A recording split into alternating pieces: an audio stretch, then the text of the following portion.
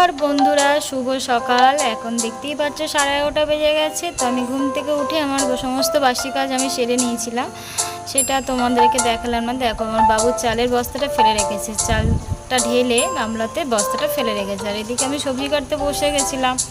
তো আমাদের এখানে একটু কুমড়ো শাক হয়েছিল, তো ভাবলাম কি করব, গরম এত পড়েছে প্রচণ্ড। এই দেখো এখানে কুমড়ো শাকটা না দানা পড়ে হয়েছিল, মানে আমরাই ফেলেছিলাম দানাগুলো, এই আমার এই পাশের জমিতে।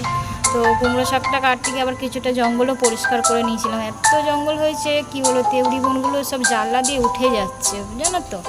তো ভাবলাম কি করি, মাছালাও তো গেল না পাড়া থেকে। তো ভাবলাম গুঁড়ি কচু দিয়ে একটু চিংড়ি মাছ করবো, সে তো আর গেল না, দেখে হলো না। তো কি করব, তার মধ্যে মিস্ত্রিরা কাজে লেগেছে। দেখো উপরে উঠলাম আমি। এই যে দেয়ালটা তোমাদেরকে এর আগে দেখিয়েছিলাম, এর মধ্যে একটা ডিজাইন তুলছি।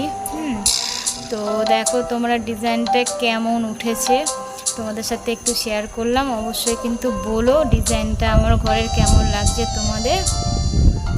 তো আবার এদিকে মিস্ত্রিটাকে একটু বলছিলাম যে আমি যে ডিজাইনটা পছন্দ করেছিলাম সেটা যদি না হয় তারপর দেখবে।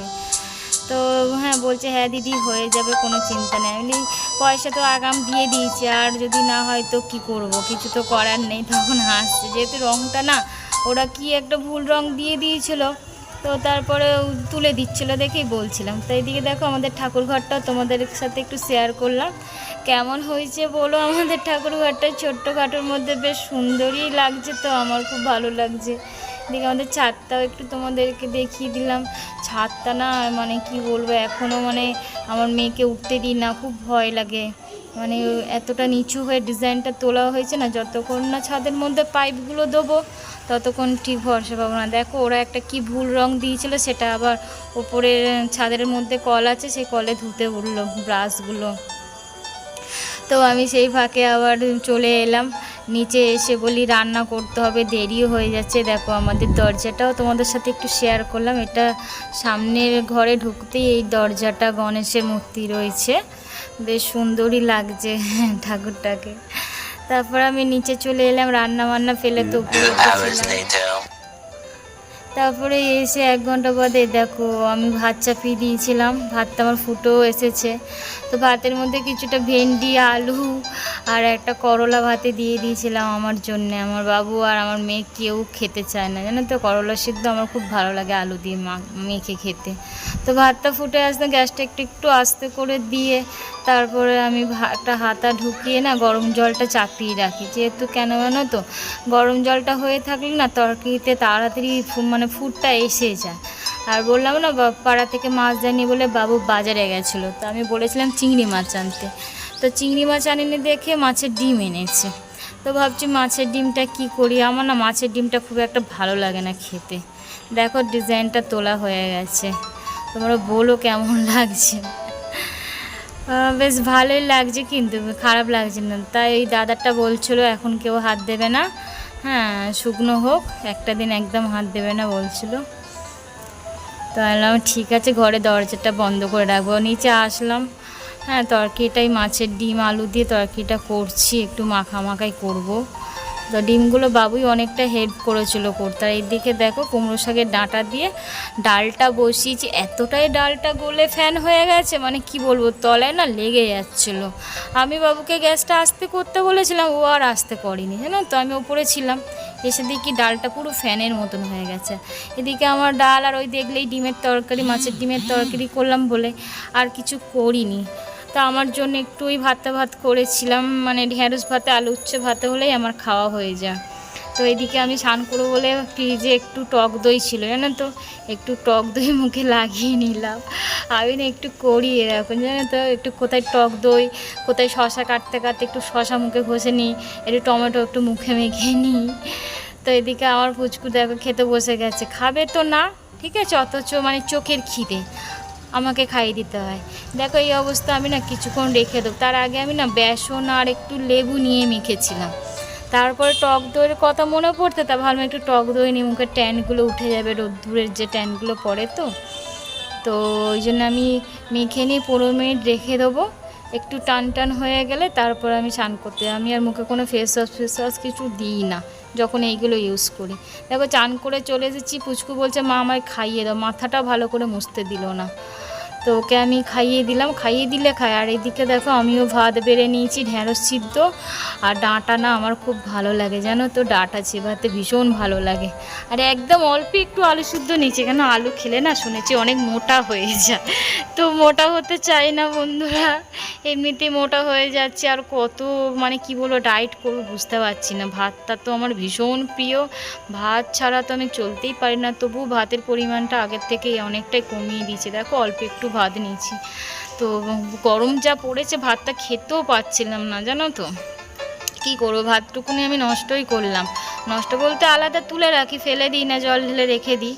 আর এইদিকে দেখো আমার ভাতটা খেয়ে নিয়ে, আর ডালটা আমি এতটাই পছন্দ করি, ডাঁটা ডাল মানে ডাঁটা বলো চচ্চড়ি বলো আমার এতটা ভালো লাগে না কি বলবো। লাস্টে না মানে এই বসে বসে ডাঁটাগুলো সব চেবাচ্ছিলাম, তারপরে দেখো কাঁচা লঙ্কা দিয়ে কপ কপ করে ভাতগুলো খাচ্ছিলাম ঢ্যাঁড়স ভাতে দিয়ে।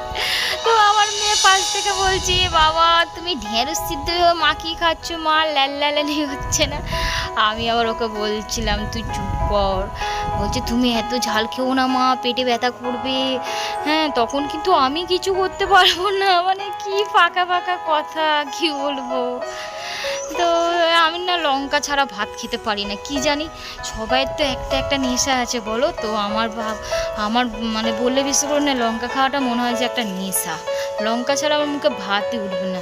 তুমি জানো না বাড়িতে যদি কোনো সময় কাঁচা লঙ্কা না থাকে না, আমি শুকনো লঙ্কা চিবিয়ে খাই, লঙ্কা ছাড়া আমি খেতেই পারি না, কেন কি জানি।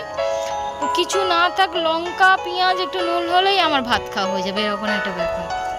তো ভাতগুলো আর খেতে পারিনি, এতটা গরম পড়ছে না বন্ধুরা।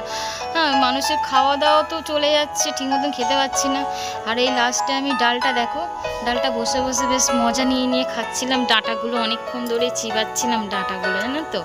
আমার মেয়ে তো দু একটা ডাঁটা খেয়ে আর খায়নি, দেখো কত ডাঁটাগুলো চিবিয়ে খেয়ে ফেলেছি, দেখেছো? তোমাদেরকে একটু দেখালাম কতটা ডাঁটাগুলো চিবিয়েছি। তো আমার বাবুও খায় না ডাঁটা ফাঁটাগুলো, একটু ডাল খেয়েছিল। পুচকু দু একটা ডাঁটা দেখো চিবিয়েছিল সাইডে, ফেললাম, ওর পাতের ডাঁটাগুলো আমাকে সব খেতে হয়েছে। যাই হোক বন্ধুরা, এই দেখো খাওয়া দাওয়া কমপ্লিট হয়ে গেছে। এবার পুচকুকে বলি পর্দা দিয়ে আমার জন্য বালিশ পাত। দেখো 3টে বাজে, 3টে বোধহয় 10 দেখলাম। তো এত বদমাস মেয়ে, কথা শোনে না, সারা দিন খালি বকি বকি আমাকে গরমের মধ্যে শেষ করে দেয়।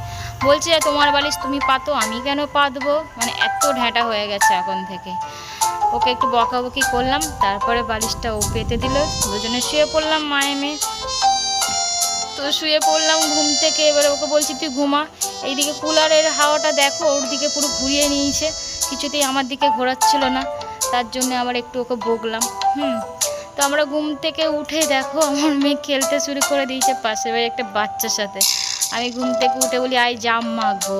কালকে জাম কিনে এনেছিলাম, জামের কি দাম কি বলবো। ছোটোবেলায় জানো বন্ধুরা আমরা এইসব জাম না মানে গাছ থেকে পেরে পেরে খেতাম। আর আমি না কি বলবো মানে সব রকম গাছে উঠতে পারতাম, বললে বিশ্বাস করবে না তোমরা। হ্যাঁ কলা গাছে পর্যন্ত উঠে মাকে কলা পেরে দিতাম, সুপুরি গাছে উঠতাম, মানে এরকম ছেলেদের মতন ছিলাম, ঠিক আছে। আর এত জাম মাখা খেতে ভালো লাগে, বেশ করে কাঁচা লঙ্কা লেবু পাতা দিয়েছিলাম। তো পুচকু কাঁচা লঙ্কা খাবে না বলে ওরটা আলাদাই মেখেছিলাম, তো আমারটা বেশ করে কাঁচা লঙ্কা দিয়ে খাচ্ছিলাম, খুব সুন্দর হয়েছিল। কিন্তু বলবো কি লেবু পাতাটা দিয়েছিলাম একটু মুখে পড়ছিল, আবার বেছে বেছে একটু খেতে হচ্ছিল। তো পুচকু বলছিল আমি খাবো না, তা ওকে আবার একটু বকা দিলাম, হ্যাঁ জাম খাওয়া ভালো, সিজনের জিনিস। তো বন্ধুরা ভিডিওটা আর না বড় করে এখানেই ভিডিওটা এন্ড করছি। ভিডিওটাতে যদি তোমাদের কিছু ভালো লেগে থাকে তো চ্যানেলটিকে সাবস্ক্রাইব করে আমার পাশে থেকো। টাটা, সবাই ভালো থেকো।